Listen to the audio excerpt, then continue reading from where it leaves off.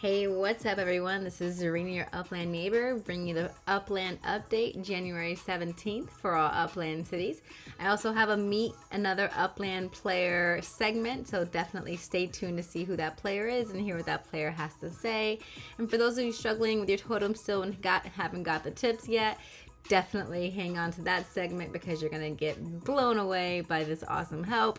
And then I have a little bit of a tip on meta ventures as far as the approval rates right now. So let's go ahead and check out the floors and see that update.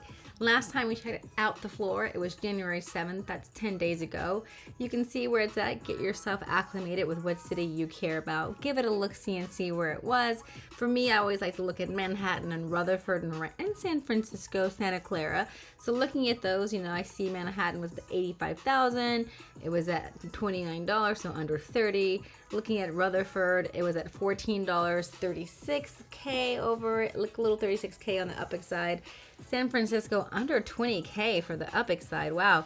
$7.99 is where we were at for the dollar side last time, and then Santa Clara was up in the 40,000s for the Upper side and $18.99 on the dollar side. Coming over to today, we can see Manhattan's gone down on the Upper side, but up on the dollar side. Looking at Rutherford, it looks like it went down just a little bit on that Upper side, but up on the dollar side. San Francisco sitting the same, but going up on the dollar side. Santa Clara, wait, maybe that was the one that went up. Let's look one more time. Rutherford was at 36. Oh, Rutherford came up on the Upper side. It was down for Santa Clara, or up for Santa Clara. Let's take a look one more time. Santa Clara 42, yeah, now it's 41, so down there. And down on the dollar side there too. But it's not too bad, it's not too bad. Looking at Tokyo today, because they're going to be having an expansion, take a look today to see how that expansion affects our current floor. And don't forget, these are 5% down from where the fee is, because there's also that 5% tax that's not being shown here on this display. But Tokyo, $998. So let's see with this expansion, if it plummets the floor or if it drives it up a little bit. I definitely will advise you guys to look for deals in other cities as we get closer to the expansion, because as people will try to get a little bit more UPX into their wallets, they may throw out some deals in other cities. The opening price for Tokyo is going to be steep. I think the floor is going to be around 17,000 UPX for these new city areas. So if you don't have at least 17 plus the tax, well, it's minting, so you probably shouldn't have to pay any tax, right? Can't remember if you have to pay in. I can't remember that. But anyways, bottom line is you're gonna need your UPX. If you don't have any, don't make the flight. But I heard new things about transportation coming and transportation things coming for Tokyo, and things like parking lots are being discussed. So people will have to have a place to park their cars. Keep that in mind for your meta ventures, because as I said, we're going to be talking about that shortly. And the more things, the more opportunities for people to do things in Upland, the more fun it becomes. Like, not everything's for everybody, but there's definitely enough for everybody.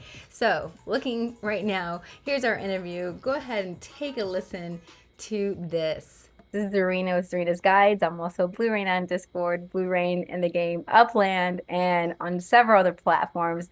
And today I am talking with Jay Buds from Upland, introducing one of these players that are pretty into Upland that maybe not a lot of you have seen personally. So let's go ahead and introduce him. Jay Buds, what's up? How are you? How you doing? How you doing? Thanks for having me. Thank you. Can you tell me how you found Upland?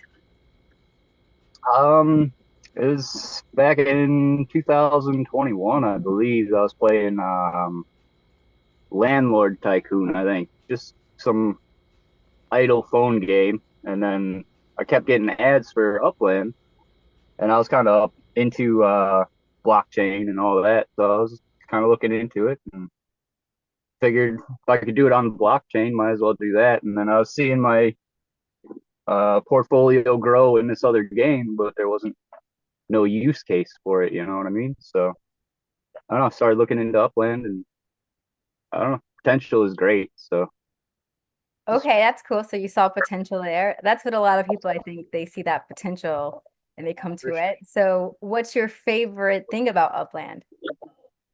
I mean, just in the couple of years I've been playing, just watching it grow, it's been incredible. Um, I mean, right now I'm just growing my portfolio, um, hanging out in El Sereno. Oh, really? Um, yeah, oh, yeah, Good. go to LA all the way. I love it. watching that grow, and just the last couple months it's exploded. So um, yeah, I love the community. I love hanging out and playing, and What do you um, hope to accomplish? just growing and playing and seeing what becomes of it. Really, right now we're working on a racetrack in El Sereno. Um, yeah, week like 14 now, so hopefully it gets approved pretty soon. But a Discord for that. It's called Little Y Raceway in El Sereno.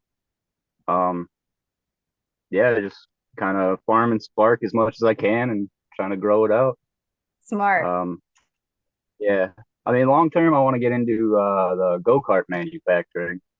I saw manufacturing when I first got in, and that's kind of what I've been growing to, trying to get the spark. And then they said go-karts, and I was all about it. That's where I'm gonna be at later. So for Do sure. you have any blender skills like to design the carts, or are you just gonna buy them? A little more with like SolidWorks and mechanical design, not so much with like um mesh and sculpting and stuff. But Hmm.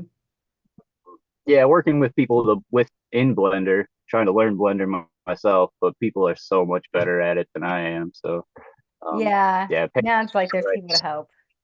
So spend Yeah, your time just if you don't have time to learn Blender, I like with the Ready Assets team now, I'm like I feel like everyone might be using them because they keep pushing out stuff so fast. yep, definitely. Yeah. Yeah, people are growing big. I don't know. That's the biggest thing right now. Just watching things grow. It's amazing. I feel the same way. I appreciate your time.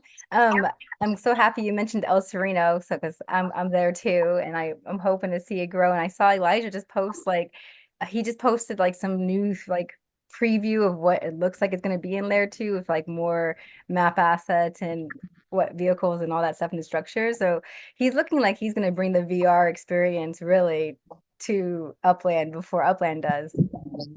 I wish my PC worked a little better and it didn't glitch so much when I was in there, but my PC's so slow. Ah. No, Negative. I get it. Well, I don't want to hold you up. I appreciate your time. Anything you want to say to the community or anything else you want to mention before we go? Shout out to the Real Node LA and come hang out and help grow the node and yeah, check out Little Y Raceway. Should be hopefully getting accepted pretty soon. So I'm growing Hopefully. there. We got 18% of registered trackside properties right now. So going to be working towards 40 to try to get the URL sanction. Try to get Oh, on the there and work with those guys. And yeah, wait, hopefully where's your what streets or what's the major streets to look for the Little White racetrack? goes through the little Barstow turn and Converse. We're through Templeton. Um, I usually leave some links on the Real Node LA's Discord. Okay. And yeah, if you want to get a hold of me, I can send you a link to Little Y Raceway and yeah, grab some Okay. properties and Yeah, I want to get build some what you get some of your racetrack properties. awesome. Yeah, I love racetrack properties. Look for a couple here and there. So All right. Okay. Well, thank you so much for your time. I'll see ya. yeah, thanks for having me. All right. Bye. Take it easy. All right, that was Jay Buds. Thanks, Jay Buds, for interviewing with me. And yeah, you guys, his racetrack is open. It's the Y Raceway over in El Sereno. So check it out in Los Angeles. Definitely go check it out. So this site right here for people who are struggling with them totems is the best. First thing you need to do when you go to this site, it is upland.info, or sorry, myupland.info, is go to settings at the under the home tab and figure out what you need to do to adjust your time. Mine was by 8 hours because GMT was 8 hours ahead of me, so I put a -8 there, and that got it set up for my specific time zone. Then you go to users and you go to totems. From the totems page, you basically just look yourself up under search. So look up almost said IGN. Look up your in-game name, and then we'll bring up all your totems, and you can select them individually to see their specific details. That is when they need to be fed, what their life cycle is, what the ideal sweet spot is for their feeding schedule, the exact amount they need to be fed. Mine for this toucan is 31.11 protum. Very specific stuff. I'll tell you, I didn't put this up right away because I wanted to test it out and make sure the site was legitimate, because there have been some misinformation about some things about these totems. And what I found is using their specific method, going by their feeding times that they say the sweet spot, my score has been increasing. So I did miss some. You can see there's some X's on my chart. Those are missed feedings. The X's ahead of time are in the future. They haven't occurred yet.